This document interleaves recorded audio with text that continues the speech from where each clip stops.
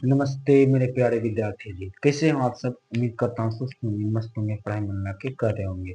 तो बच्चों, आज हम जानेंगे वास्तविक संख्या। और वास्तविक संख्या यानी क्लास 10th और प्रश्नावली। आज हम 1.1 के 2 नंबर क्वेश्चन आज हम सॉल्व करेंगे। ठीक है, आप सब हो जाइए तैयार। और ये है पार्ट 3 है। अगर आप पार्ट 1 पार्ट 2 या पार्ट 1 आप नहीं देखे हैं, जाइए चैनल पर वीडियो पड़ा हुआ है, आप जाके देख लीजिए। ठीक है, चलिए हम शुरू करते हैं। उससे पहले आप चैनल पर नए हैं तो चैनल को सब्सक्राइब जरूर कीजिएगा और जाते जाते एक अच्छा सा कमेंट जरूर कीजिएगा। ठीक है, चलिए वीडियो स्टार्ट करते हैं। कह रहा है कि क्वेश्चन देखिए, कह रहा है कि दर्शाइए कि कोई भी धनात्मक विषम पूर्णांक इतना इतना इतना के रूप का होता है जहां क्यू एक पूर्णांक है। क्या है? क्यू एक पूर्णांक है। आपको मान लेना है, क्या है? आपको मान लेना है कि माना कि माना कि कोई कोई धनात्मक कोई धनात्मक विषम पूर्णांक है। धनात्मक विषम पूर्णांक है। क्या है? विषम पूर्णांक है। धनात्मक विषम पूर्णांक है। ठीक है, आपको मानना है कि माना कि एक कोई धनात्मक विषम पूर्णांक है। ठीक है, अब आपको क्या करना है? आप लिखिएगा क्या क्या आपको दिया है। ठीक है, तो आप लिखिए मानिए लेता आप लिखेंगे फिर से दिया है। क्या लिखेंगे? दिया। आपको क्वेश्चन क्या क्या दिया हुआ है? तो 6q+1 दिया हुआ है, 6q+3 दिया हुआ है, 6q+5 दिया हुआ, इतना दिया हुआ। ठीक है, यानी आपको R1 भी दिया। R बराबर मान लेंगे 0 और 1 मान लेंगे और 2 मान लेंगे और 3 मान लेंगे, 4 मान लेंगे, 5 मान लेंगे। क्योंकि 6q+1 से लेके 6q+5 तक है, यानी आपको 0 भी लेना है, 1 भी लेना है, 2 भी लेना है, 3 भी लेना है, 4 भी लेना है और अरे कैसे लेंगे, 4 भी लेना है और इधर 5 भी लेना है। ठीक है, चलिए तो आपको इसको कैसे सॉल्व करिएगा बताइए। तो आप इस आप लिखिएगा अब यूक्लिड विभाजन परिमेय से। अब यूक्लिड विभाजन परिमेय से। अब आपको लिखना है यूक्लिड विभाजन परिमेय से। तो भैया बताइए यूक्लिड विभाजन परिमेय बराबर सूत्र क्या होता है?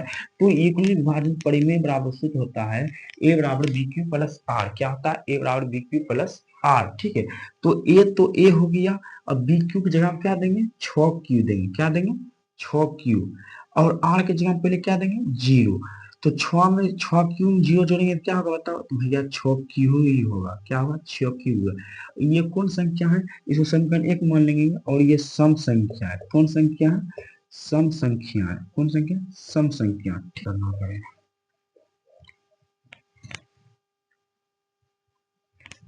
चलो ठीक है, पहले समीकरण 1 वाला हम ले लिए, आप समीकरण 2 मिल जाएगा। तो समीकरण 2 में ए बराबर बी क्यू प्लस आर। तो ए बराबर, तो यहाँ पर बी का मान कितना है? तो बी का मान हमेशा 6q रहता है। कितना? 6q। और आर का मान कितना है? अभी 0 लिए थे, आर का मान क्या लिए थे बताइए मेरे प्यारे विद्यार्थी जी। आर का मान 0 लिए थे, अभी आर का मान क्या लेंगे? तो भैया कहिएगा अगर अगर जो आप अभी सॉरी, अगर आप लिए थे पिछला बार 0 लिए थे, तो आवरी आपको लेना पड़ेगा 0 के बाद 1 लेना पड़ेगा। तो आर का मान 1 हो जाएगा। मानिए आप क्यू हटा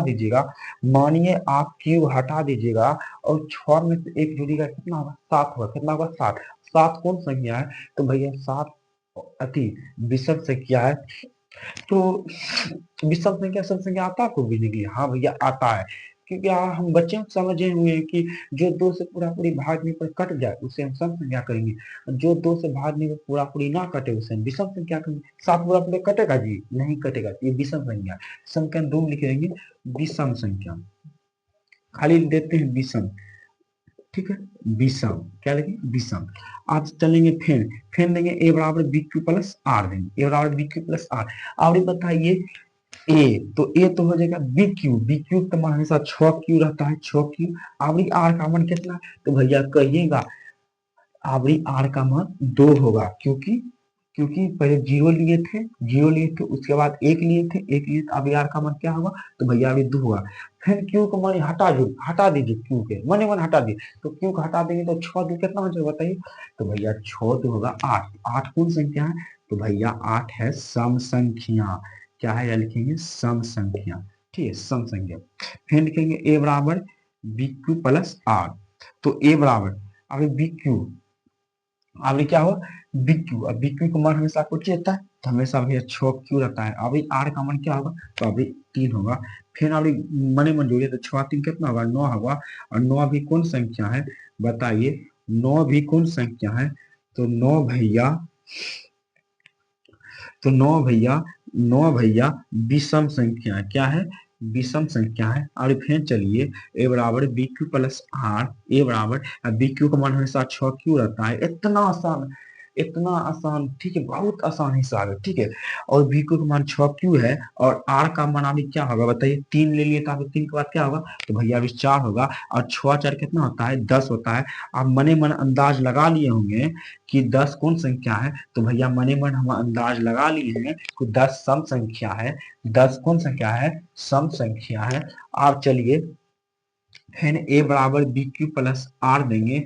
बोर्ड छोटा है, अट नहीं रहा है, इधर से उधर कर रहे हैं, ठीक है।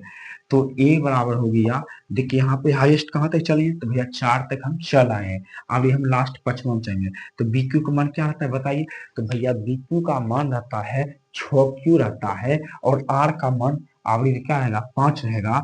और मने मन में जोड़िए, मने मन में जोड़िए क्या होगा, 6 5 कितना होगा, 11 होगा। 6 5 कितना होगा, 11। 11 कौन संख्या है, विषम संख्या है, विषम संख्या है। फिर लिखना है आपको आंसर में, अतः 6 क्यू प्लस कितना आया, 6 क्यू प्लस 1, और क्या आया 6 क्यू प्लस 2, और क्या आया 6 क्यू प्लस 3, और क्या आया 6 क्यू प्लस 4, और क्या आया बताइए 6 क्यू प्लस 5। इतना आपका आंसर होगा, ठीक है।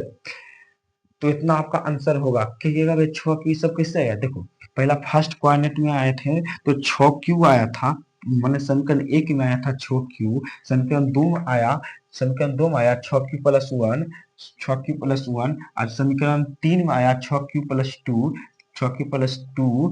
और समीकरण 3 में आया 6 क्यू प्लस 3। और समीकरण 4 में आया 6 क्यू प्लस 4। और समीकरण 5 में आया, है लास्ट में 5 में आया 5। तो आपको इसे लिख लेना, ठीक है। तो आपको हंसते खेलते हुए एग्जामिनर आपको 2 नंबर दे देगा, ठीक है। तो आपको ये कैसे बनेगा बताइए, तो आपको इसको सवाल को घर में 1 से 2 दा बनाना है, ठीक है। आपको 1 से 2 दा बनाना है, हिसाब बन जाएगा, ठीक है। एक दा और समझाते हैं कैसे हम इसको बनाए। देखिए क्वेश्चन करा था कि दर्शाइए कि कोई भी धनात्मक विषम पूर्णांक इतना इतना के रूप का होता है जहां क्यू एक पूर्णांक है। जहां क्यू एक पूर्णांक है, तो हम मान लिए हैं कि माना कि ए कोई धनात्मक विषम पूर्णांक है, ठीक है। धनात्मक विषम पूर्णांक है, दिया है, क्या क्या दिया हुआ है, तो भैया 6 क्यू प्लस 1 दिया हुआ है, और 6 क्यू प्लस 3 दिया हुआ है, और 6 क्यू प्लस 5 दिया हुआ है। यानी 6 क्यू प्लस 1 से लेके 5 तक दिया हुआ है। तो हम 0 से स्टार्ट करेंगे, ठीक है। तो 0 से लेकर हम 5 तक दिया हुआ है, तो 5 तक हम चल जाएंगे। अब फ्रेंड एक सूत्र होता है अब यूक्लिड विभाजन परिमेय से, तो अब यूक्लिड विभाजन परिमेय बराबर सूत्र होता है ए बराबर बी क्यू प्लस आर। क्या होता है, ए बराबर बी क्यू प्लस आर होता है, ठीक है। ए बराबर बी क्यू प्लस आर होता है। तो ए बराबर बी क्यू प्लस आर दे दिए, और बी क्यू का मान यहाँ पर हमेशा 6 क्यू रहता है, 6 क्यू दे दिए। और आर का मान क्या रहता है, तो आर का मान 0 रहता है, तो 0। तो 6 क्यू में 0 जुड़ेंगे तो 6 क्यू होगा। और 6 क्या है बताइए, तो भैया 6 सम संख्या है, ठीक है। और 6 क्यू प्लस 1 क्या है, विषम संख्या। और 6 क्यू प्लस 2 सम संख्या। 6 क्यू प्लस 3 विषम संख्या। 6 क्यू प्लस 4 सम संख्या। और 6 क्यू प्लस 5 विषम संख्या, ठीक है। आई होप आपको ये क्लास अच्छा लगा हो, ठीक है। और हम कल, ठीक है, और हम कल प्रश्नावली 1.1 की हम 2 नंबर क्वेश्चन सॉल्व किए ना आज, तो कल हम प्रश्नावली 1.1 के 3 नंबर क्वेश्चन हम सॉल्व करेंगे। आप सब तैयार है।